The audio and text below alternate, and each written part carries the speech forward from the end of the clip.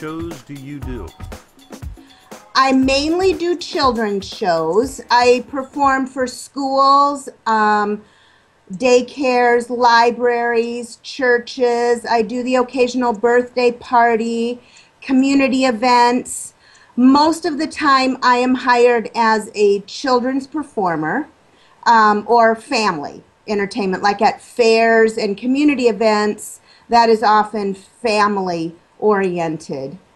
I have been exploring branching out a little bit into women's meetings. I did my first official gig 2 weeks ago for a women's conference.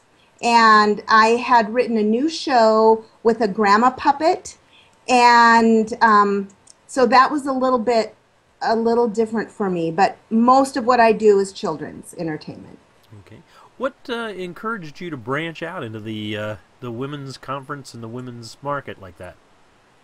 You know, that's a funny story. Mainly it's because we just moved my mother-in-law into an assisted living complex here in Orange City, where my husband and I live. And as we were going through all of her things, I realized that there were a lot of stories hidden away in all of her stuff that no one has ever heard. And I sort of went through the same thing a number of years ago when my grandmother died. She was 103 when she died. My mother-in-law is 91, and it struck me that most of us are too busy living life to realize that our family history needs to be remembered and needs to be written down someplace. So I actually, my husband had an old man puppet, which was made by Wan Lu, Okay. and I converted it into an old lady and made her Grandma Dory.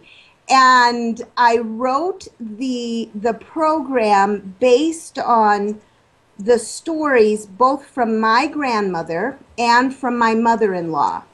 And sort of the premise behind it is Lily, my little girl, is upset because she had to visit her great-grandma, and her great-grandma, who she doesn't think is so great, gave her the dumbest gifts ever.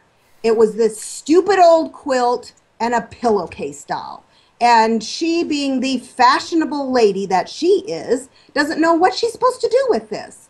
So that is sort of the bridge into understanding that her grandmother was trying to give her a treasure by sharing her story. So I tested it on a few nursing home audiences and a few assisted living complexes and got a lot of good feedback. So that is basically where that whole program came from. That's excellent. And it's been a lot of fun. That's an excellent story on that, and it goes to show that you can literally open up any market for yourself as an entertainer. Yes, exactly. Thank you for sharing that.